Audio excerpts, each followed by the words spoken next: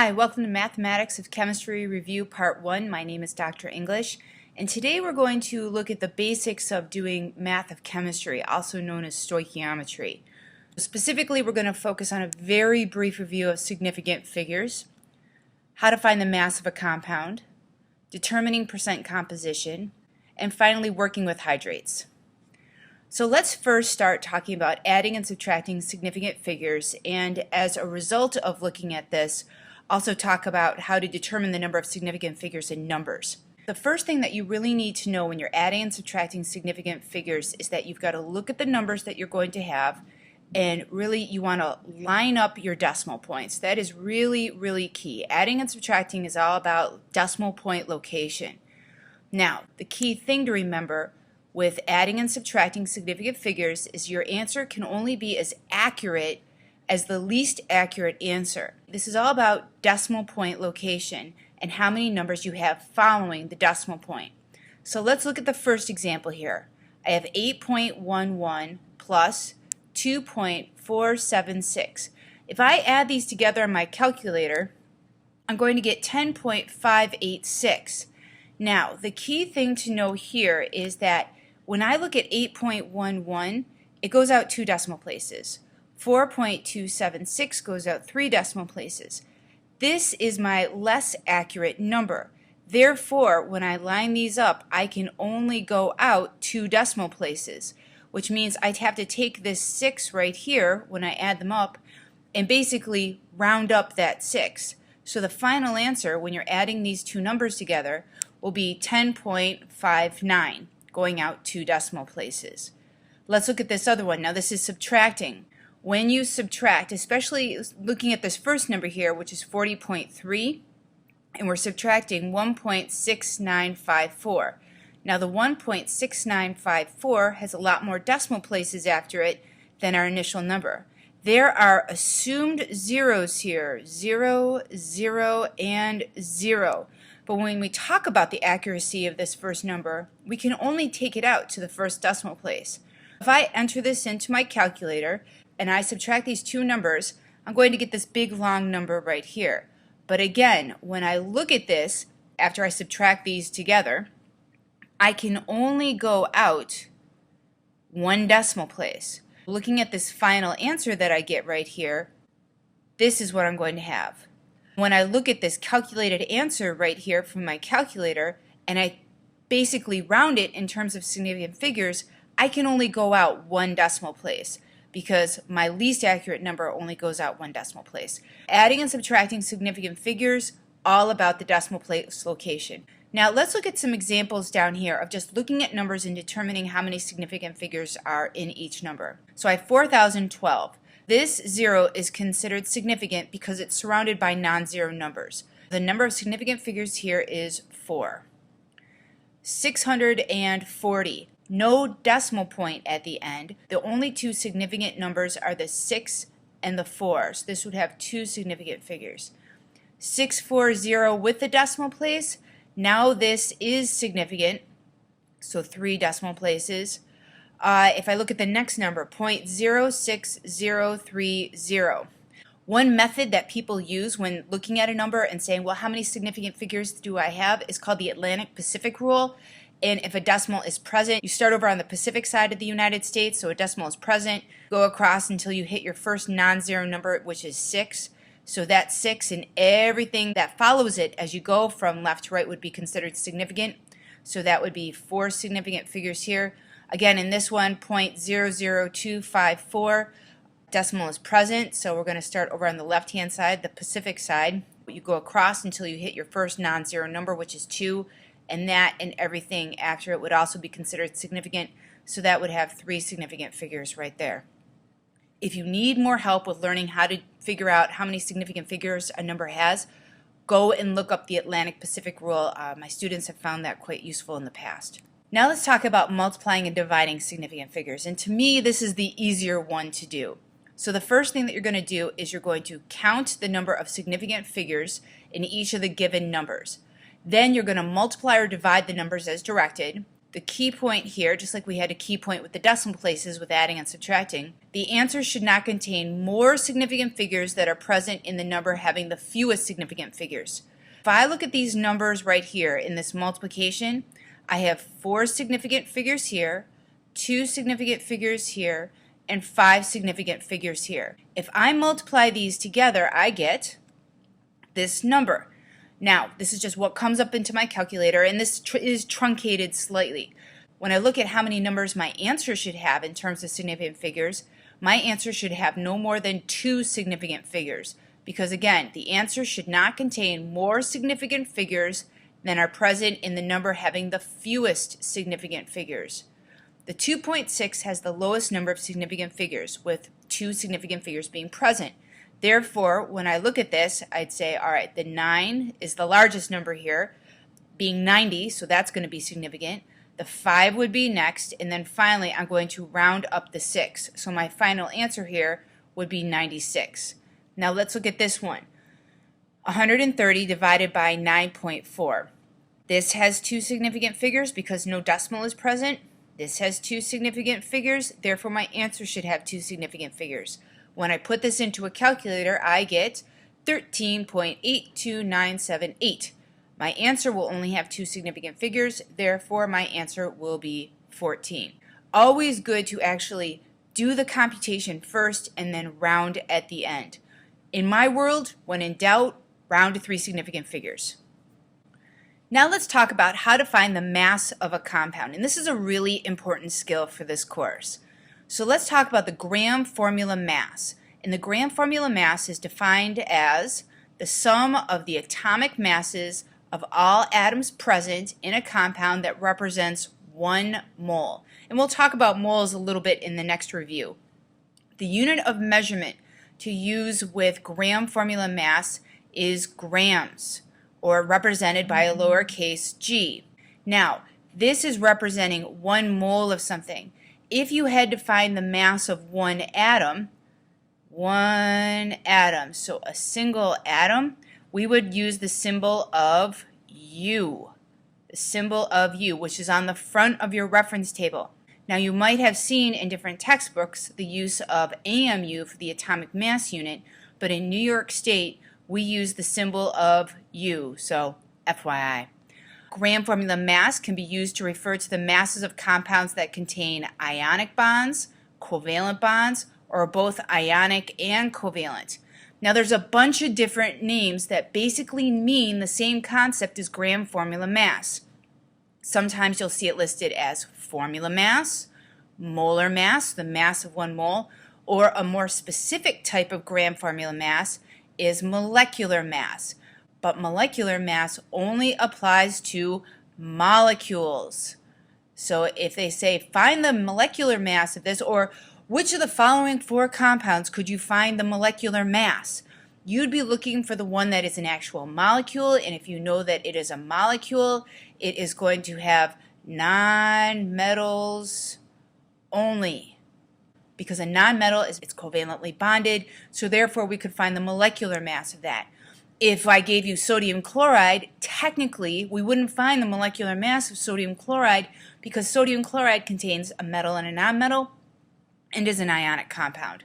So molecular mass only for molecules.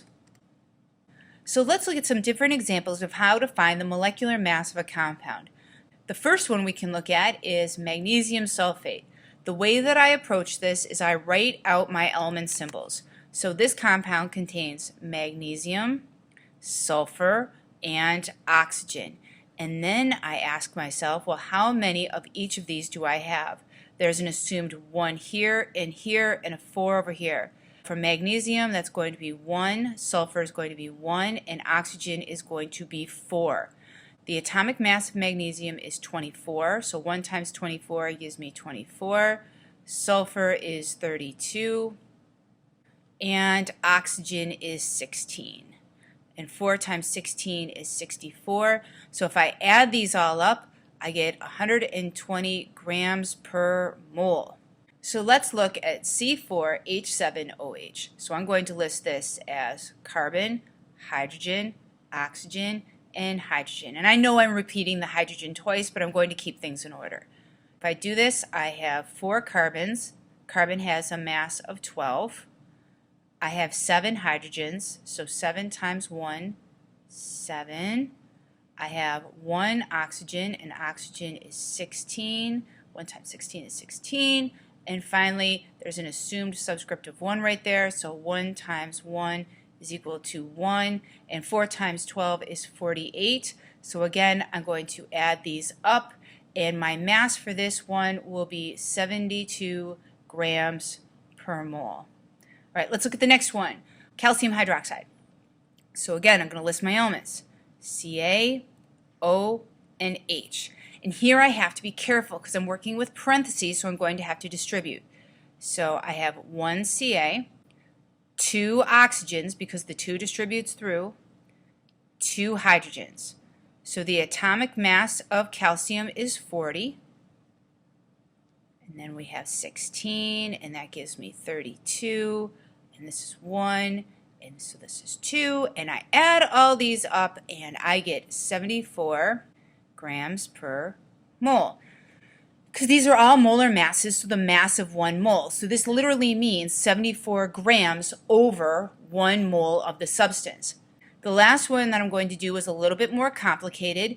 We have ammonium carbonate here. So again, I'm going to list my elements. Nitrogen, hydrogen, carbon, and oxygen.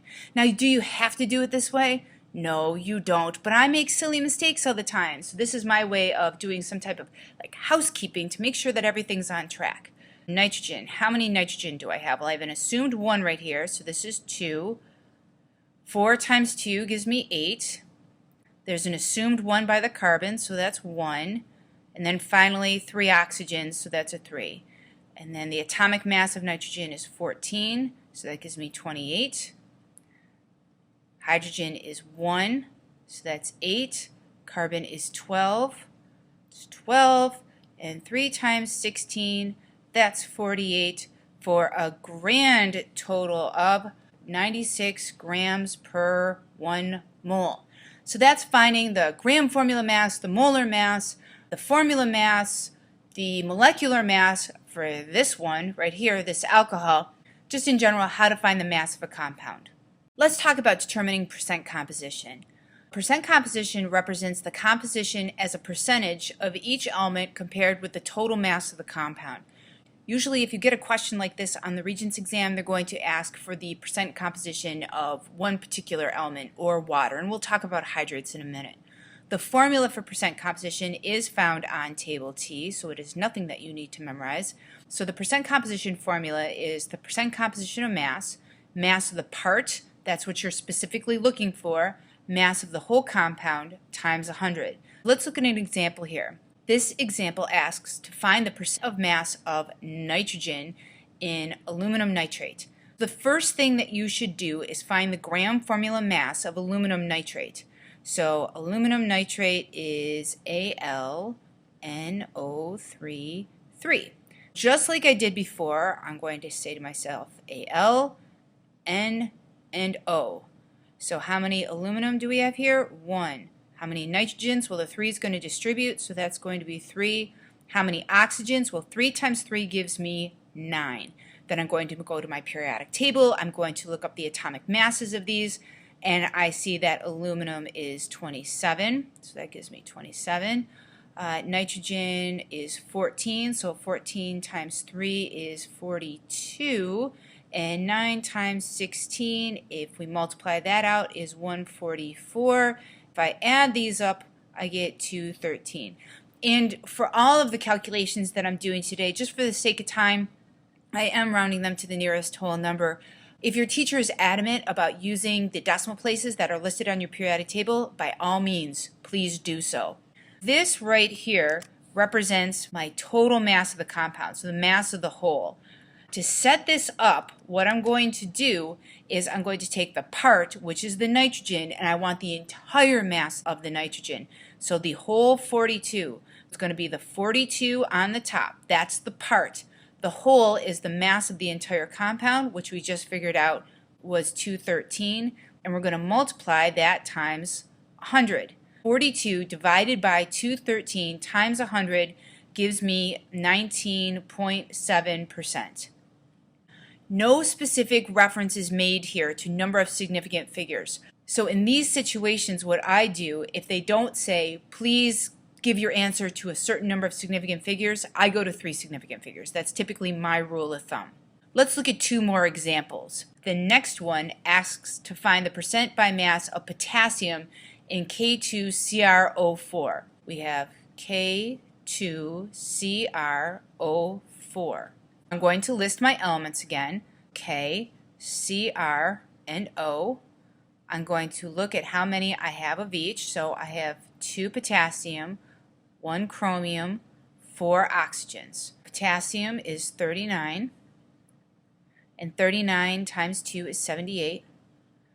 Chromium is 52, and oxygen is 16. 4 times 16 is 64, and if I add these all up, I get 194. So 194 grams. Again, when we do this, it's going to be part over the whole times 100, and it is always in your best interest to write out the formula before you put the numbers in. Write out the formula, please. It'll make your life a million times easier. The part here is the potassium. The 78 is going to go on the top.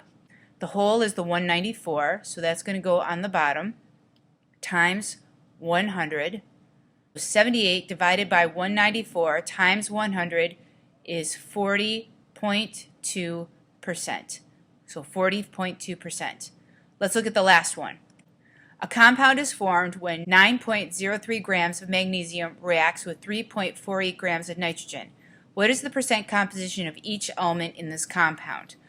So what do I have here? Well, I have a mass of magnesium. Magnesium is going to equal 9.03 grams, and I have a mass of nitrogen, which is 3.48 grams, and I don't have to do anything with these except add them together to get the total mass. This is a different type of setup with this problem. 9.03, 3.48, if I add those together, I get 12.51 grams. This is going to be my total. The next thing I have to do is find the percent composition of each element. So to find the percent of the magnesium, again, it's going to be part over the whole times 100.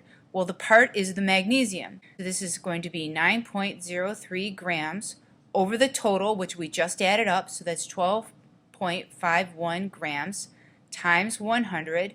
And if I work that out, I get 72.18, and I'm going to round that to 72.2%. And I have a reason for doing this in a moment. So now I'm going to find the percentage of nitrogen. Percentage of nitrogen. So my part is going to be the mass of the nitrogen, 3.48 grams, over the total, 12.51 grams again, times 100. And if I do that calculation out, I get 27.8%. Now the reason that I went out 1 decimal place here and 1 decimal place here is because if I add these together, in a perfect world, I should get 100%, and that's a nice check to make sure that I've done all my math correctly.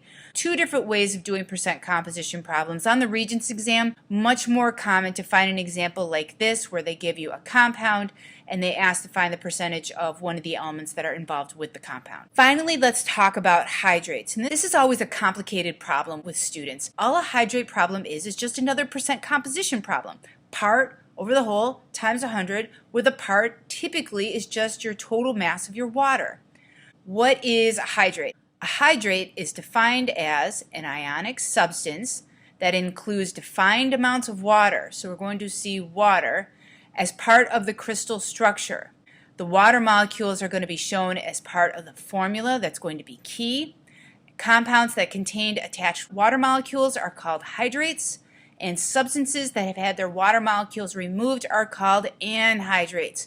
Really critical to know the difference between these two.